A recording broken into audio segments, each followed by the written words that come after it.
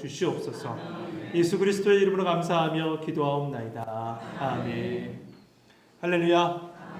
4월의 마지막 주일 예배 자리에 나온 우리 모든 성도님들을 환영합니다. 그리고 주님의 이름으로 축복합니다. 요즘 거리를 걷다 보면 언제 이렇게 푸르러졌나 하는 생각이 들게 됩니다.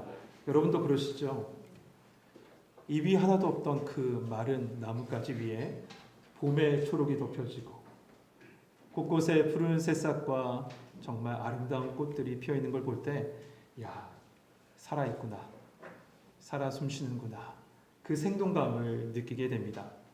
성도 여러분, 마른 가지에 봄의 햇살이 비춰지자 그 안에 생명이 담겨지고 얼었던 그 동토에 봄비가 내려지자 생명의 땅으로 확 변화된 것처럼 이 시간에 여러분의 삶 가운데 그리스도의 빛이 비춰지고 은혜의 단비가 뿌려져서 생명이 살아나고 기쁨과 평강이 여러분의 인생 가운데 함께 하시길 주님의 이름으로 축복합니다. 그런데 이처럼 세상은 푸르러지고 참 화려하고 아름다운데 그 아름다움이 가득함에도 불구하고 이런 모습을 전혀 느끼지 못하는 사람이 있습니다. 분명히 그 아름다운 거리를 걷고 있고 그 아름다운 곳에 삶에도 불구하고 말이에요. 누가 그럴까요? 마음의 평강을 잃어버린 사람이 그래요. 삶의 평강을 잃어버린 사람이 그렇습니다. 큰 아픔과 슬픔을 마주한 사람, 큰 아픔과 슬픔이 그의 인생을 짓누르고 있는 사람은 이 모든 것을 보지 못합니다. 그러한 이들은 세상의 푸르름, 화려함 보지 못합니다. 향기로운 꽃향기 느끼지도 못합니다. 그저 푸르른 사막입니다. 푸르른 사막이에요. 오늘 본문에 그러한 상황에 처해 있는 한 여인이 있습니다. 그런데 그 슬픔 가득한 그 여인에게 예수님께서 찾아가십니다. 여러분, 오늘 말씀을 보면서 내 인생에 찾아오시는 예수님 마지막 시간, 우리를 돌보시는 예수님을 만나는 은혜의 시간 되시길 소망합니다. 우리 11절 말씀 같이 한번 읽어봅시다. 11절 같이 읽겠습니다. 시작.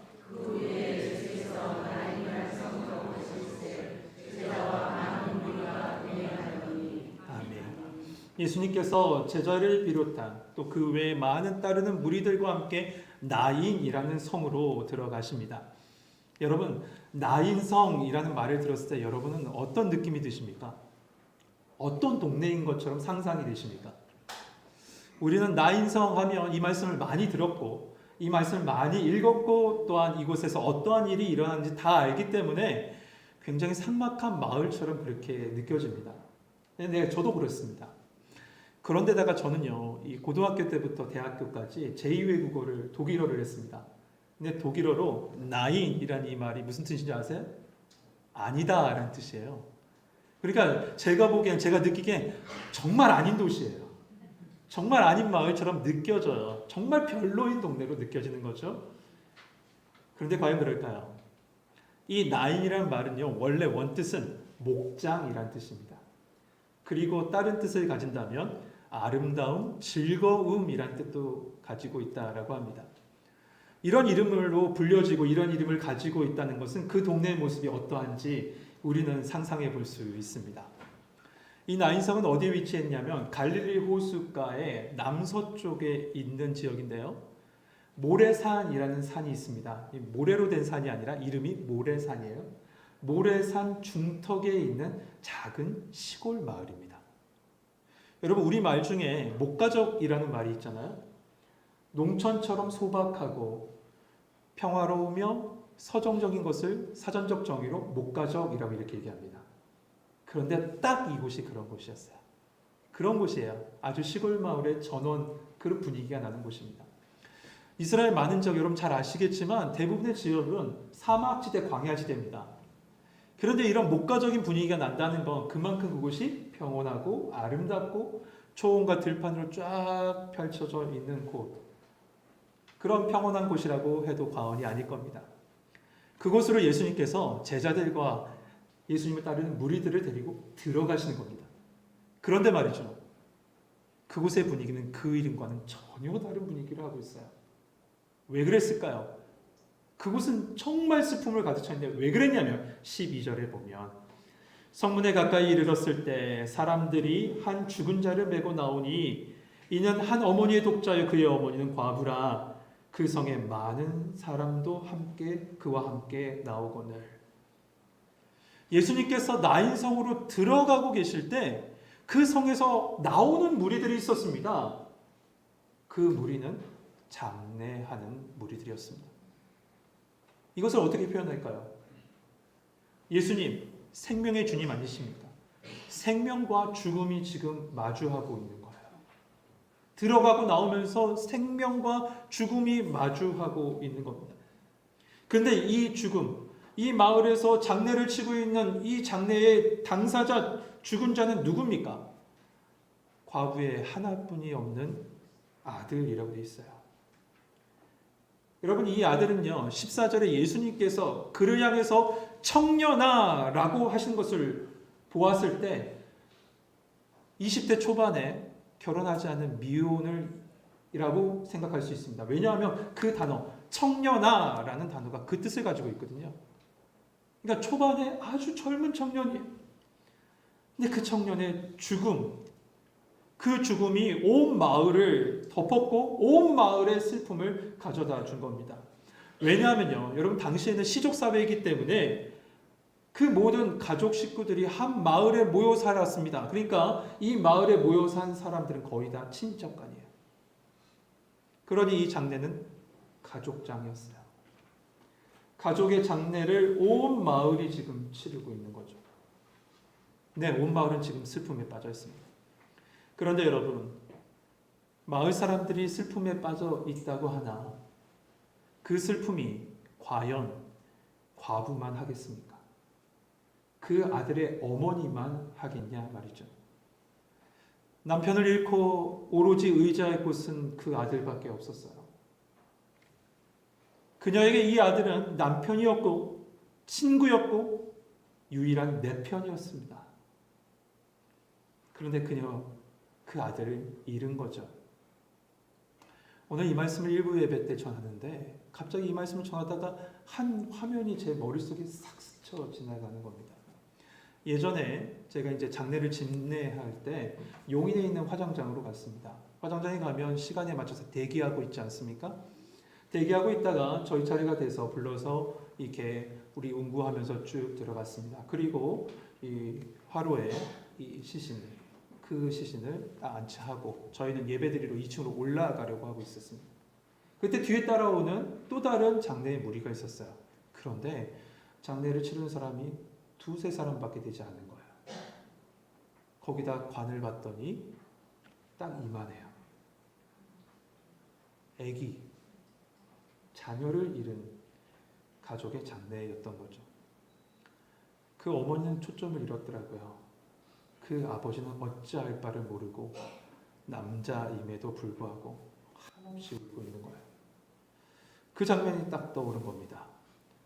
지금 이 순간에 이 나인성에 있는 과부는 어땠을까요? 그녀도 마찬가지였을 것 같아요. 그녀는 이 장례 행렬 속에 오로지 그 죽은 아들의 얼굴만 바라보고 있었을 겁니다. 왜 이렇게 추론하냐면 14절에 나온 이 죽은 아들을 메고 가는 이 관 있죠. 이 관이란 소르라는 단어는 우리가 익히 알고 있는, 일반적으로 알고 있는 이 관이 아닙니다. 이 관은 어떤 관이냐면요, 작은 버드나무 가지로 엉켜서 만든 뚜껑이 없는 관이에요. 정확하게 얘기하면 그저 그냥 들것에 불과해요. 들것에 이 죽은 아들을 눕혀서 지금 장례를 쭉 치르면서 행렬이 이어지고 있는 거예요. 그러니 이 어머니는 어떻게 하겠습니까? 그 아들만 보고 있겠죠. 죽은 아들의 얼굴만 바라봤을 거예요. 이 과부의 마음은 다 찢겨졌을 거예요. 아니, 찢겨져서 아무것도 없었을 겁니다. 성도 여러분, 우리 삶 속에서도요, 이 절망의 관이 내 인생 앞에 놓여져 있는 때가 있었습니다. 있을 겁니다. 그리고 지금 그 중에 그런 고통 속에 있는 분도 계실 겁니다. 아무런 소망이 없죠. 어떤 것을 시도할 의지조차도 없어요. 이제 끝났다. 이제 망했다. 아무것도 없다. 라고 하는 때가 있을 수 있습니다.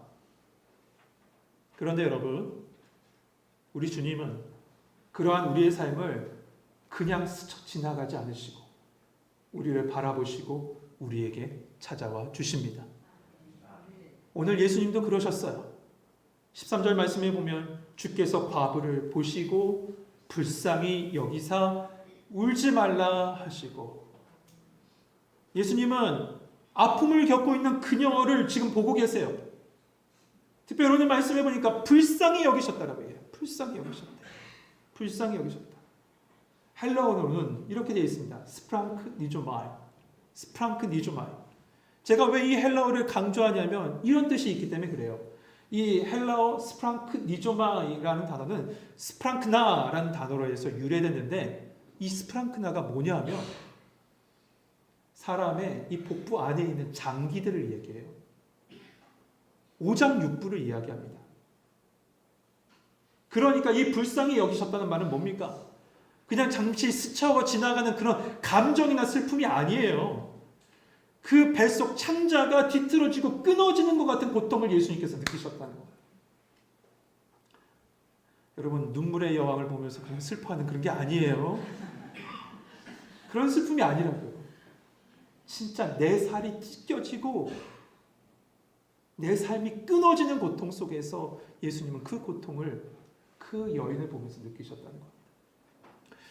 예수님은 문둥병자를 보시면서도 똑같이 스프랑크 니조마이, 이 고통을 느끼셨고요.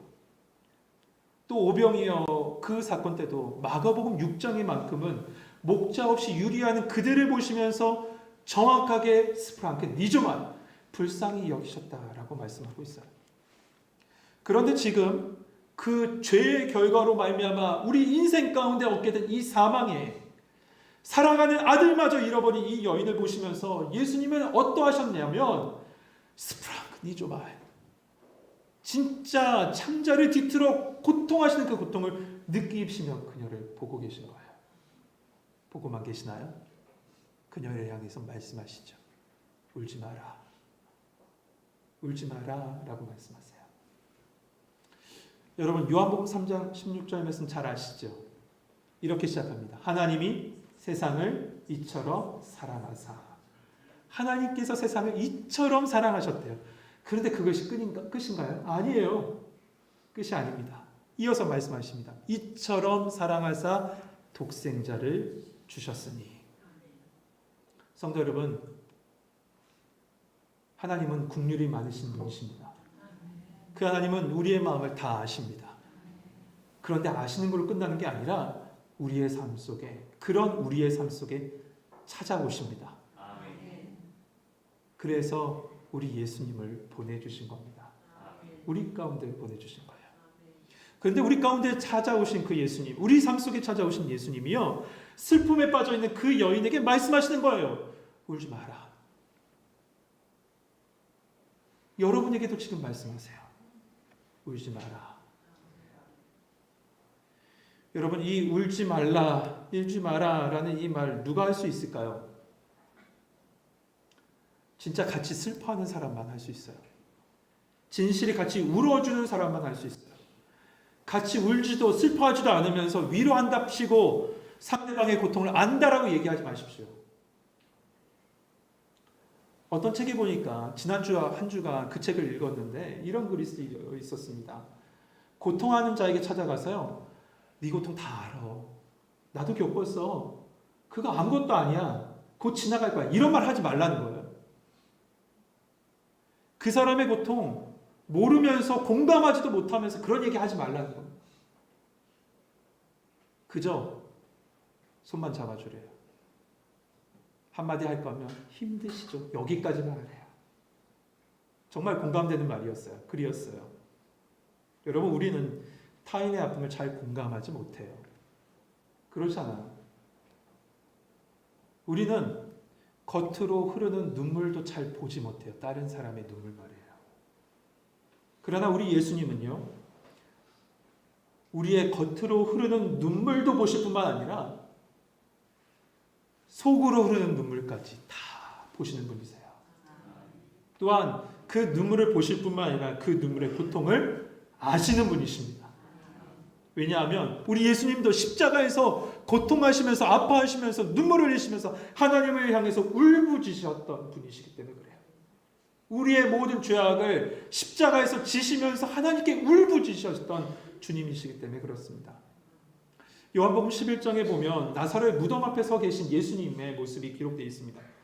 근데 그 말씀을 영어 성경으로 보니까 단 두 단어로 되어 있습니다. 그 단어는 뭐냐면 Jesus wept. 우리 성경은 이렇게 해석해놨습니다.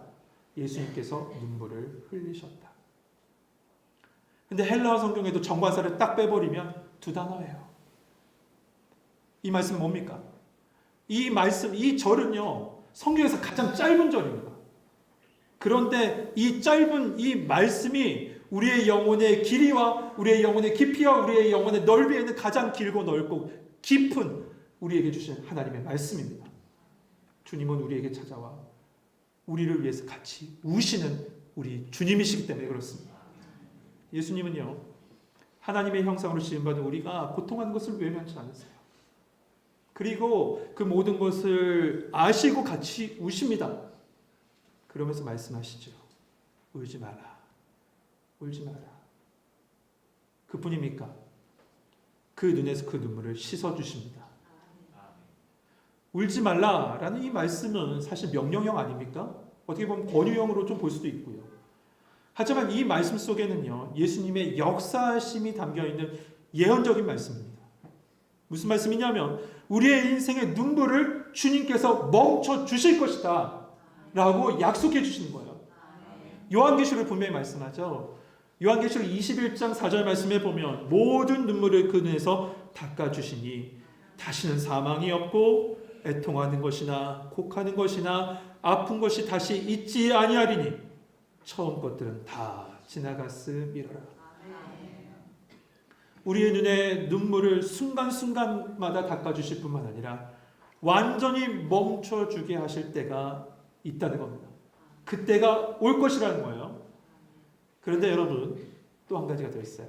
우리 예수님은요, 그 눈물을, 울음을 멈춰주시는 것을 넘어서 우리를 웃게 하시는 분이세요. 시편 30편 5절 말씀을 이렇게 말씀합니다. 그 노여움은 잠깐이요, 그 은총은 평생이로다. 저녁에는 울음이 깃들지라도 아침에는 기쁨이 오리로다. 나의 슬픔이 기쁨으로, 나의 슬픔을 기쁨으로 변화시켜 주실 주님을 기대합시다. 죽음의 비가가 아니라 생명의 찬가를 부를 수 있도록 우리를 바꿔주실 그 주님을 바라보시는 성도님 되시길 소망합니다.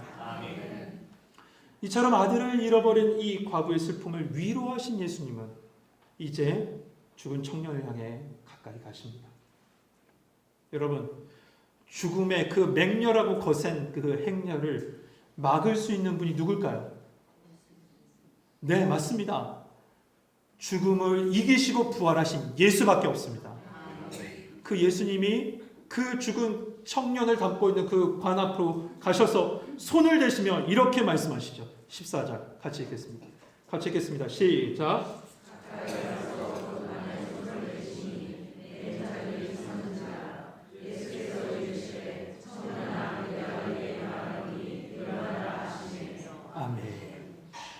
예수님이 말씀하시죠. 청년아, 내가 내게 말하노니 일어나라. 여러분, 예수님께서 공생의 기간을 보내시면서 죽은 자를 살리신 사건을 성경은 총 3군데 기록되어 있습니다. 오늘 본문의 나인성 과부를 살리신 이 사건과 요한복음 11장에 나와 있는 나사로를 살리신 사건, 그리고 마가복음 5장에 기록한 야이로의 딸을 살리신 일입니다. 그때마다 예수님 말씀하세요. 청년아, 내가 내게 말하노니 일어나라. 야이로의 딸을 살리실 때도 내가 내게 말하노니 소녀야 일어나라 하십니다. 나사로의 경우는 이렇게 말씀하시죠. 나사로야 나오라 라고 말씀하세요. 여러분, 복잡한 주문이 아니에요. 어떤 마술적, 미신적 능력이 있는 그런 것이 아닙니다. 예수님은 절대적인 권세와 능력으로 말씀하십니다.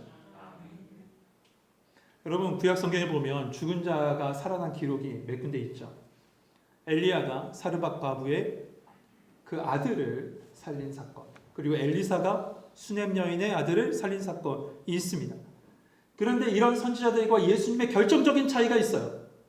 그건 뭐냐 하면 엘리야는 이 죽은 아들을 살리기 위해서 하나님께 부르짖으며 하나님께 기도했을 때 하나님께서 그 아이에게 생명의 혼을 넣으셨다라고 되어 있습니다. 그런데 예수님은 어떻게 하십니까? 예수님 말씀하십니다. 내가 네게 말하노니 일어나라 나오라 말씀하십니다. 예수님께서 죽은 자를 살리실 때는 자기의 권위로 그 영혼에게 명령하시고 살리신 거예요. 여러분, 선지자들은, 목회자들은 능력의 통로에 불과해요. 그러나 우리 예수님은 능력 자체십니다.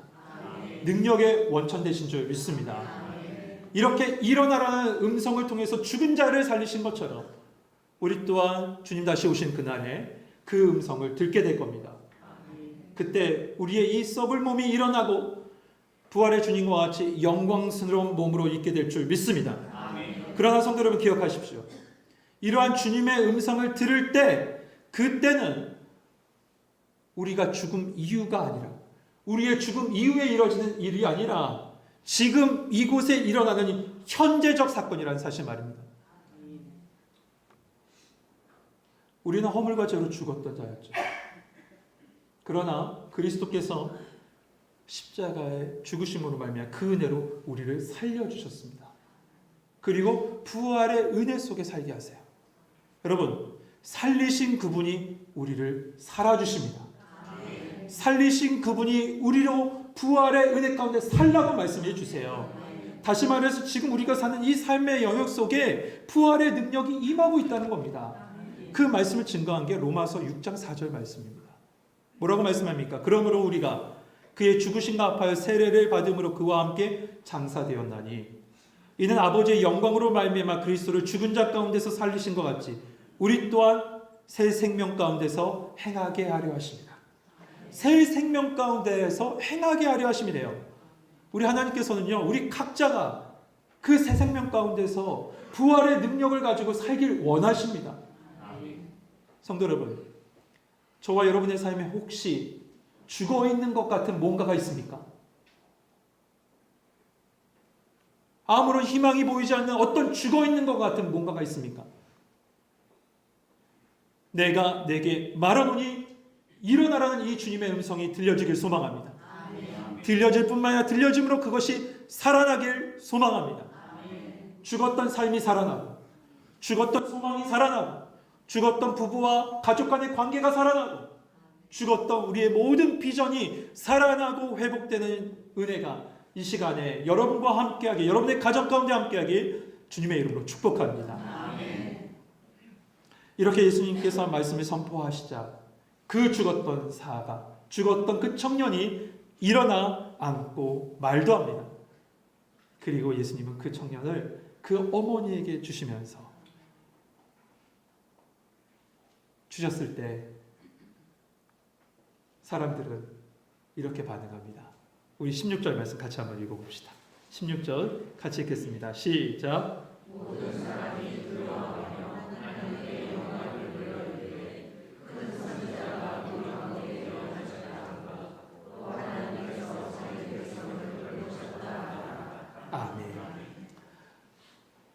이때 이 사람들의 반응이 두 가지 반응이 보여지죠. 죽은 이 청년이 살아났을 때 두 가지 반응이 보여지는데 첫 번째 사람들의 반응은 큰 선지자가 우리 가운데 일어났다라는 반응을 보여요. 이런 사람들의 반응이 사실 이해가 됩니다. 왜냐하면요, 이 나인이라는 동네가 아까 전에 말씀드렸죠. 모래산 중턱에 있었다고. 그런데 그 건너편에 어떤 마을이 있냐면 수넴 마을이 있어요. 모래산이라는 산을 끼고요. 이쪽 편에 나인이라는 동네가 있다면 저쪽 편에 수넴이라는 동네가 있죠. 그러니까 사람들은 알았던 거예요. 죽었던 아들을 살렸던 그 엘리사의 그 사건, 그 사람들은 알고 있었어요. 그 엘리사를 떠올리며 사람들은 이야기하죠. 큰 선지자가 우리 가운데 일어났구나. 그러나 여러분, 예수님은 큰 선지자, 단순한 선지자가 아니라 온 세상을 창조하시고 우리를 창조하시고 우리의 생사 화복을 주관하신 하나님이십니다. 아멘. 그 하나님이 우리 가운데 오신 겁니다. 아멘. 사람들의 두 번째 반응은 하나님께서 자기 백성을 돌보셨다라고 합니다. 여러분, 복음서뿐만 아니라 모든 성경의 포인트는 이겁니다. 하나님의 돌보심이에요. 하나님의 돌보심. 그래서 하나님은 하나님의 형상을 잃고 고통에 머물러 있는 우리를 위해서, 우리를 돌보시기 위해서 누굴 보내셨다고요? 예수님을 보내주신 거예요. 그렇기 때문에 예수님께서 이 땅에 처음 오셨던 그 순간 말이에요. 첫 순간에 그 예수님의 길을 예비하기 위해서 6개월 전에 누가 태어나죠? 세례요한. 그 세례 요한을 잉태했던 엘리사벳도, 그리고 이 예수님을 품었던 육신의 어머니 마리아도 동일한 고백을 합니다. 자기가 임신했다는 소식을 듣고 동일한 고백을 하는데, 어떤 고백을 하냐면 주께서 돌보셨습니다. 이렇게 동일한 고백을 해요. 그렇습니다. 온 세상의 창조주 되시고 주관자 되신 하나님이신 예수님이 우리를 돌보시기 위해서, 나를 돌보시기 위해서 우리 가운데 찾아와 주신 줄 믿습니다. 사랑하는 성도 여러분, 그 예수님을 이 시간에 만나길 소망합니다. 저는 우리 교회에 기도 제목이 있습니다. 그 기도 제목은 하나님, 우리 청운교회가 주님을 만나는 만남의 장이 되게 하여 주옵소서. 매번 이렇게 기도해요.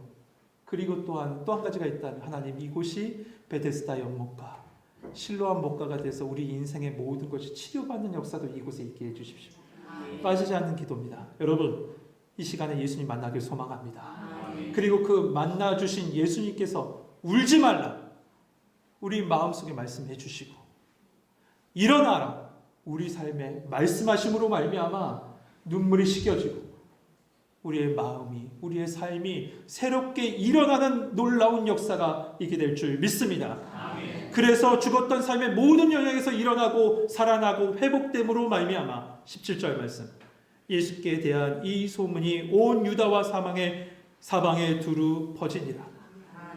예수님의 복음이 우리의 삶을 통해서 우리의 가정과 내 삶의 지경과 온 세상에 퍼져가길 주님의 이름으로 축복합니다. 그렇게 쓰임받아야 됩니다. 우리의 삶을 통해서 말이죠. 그런데 그러기 위해서는 제일 먼저 예수님 만나셔야 돼요. 예수님 만나셔야 돼요. 여러분, 예수님 이 시간에 만나시고 예수님의 그 돌보심의 손길, 그 음성을 이번 한 주간 경험하시는 은혜가 이 자리에 나와 예배하는 우리 모든 성도님들과 함께 하시길 주님의 이름으로 축복합니다. 기도하겠습니다.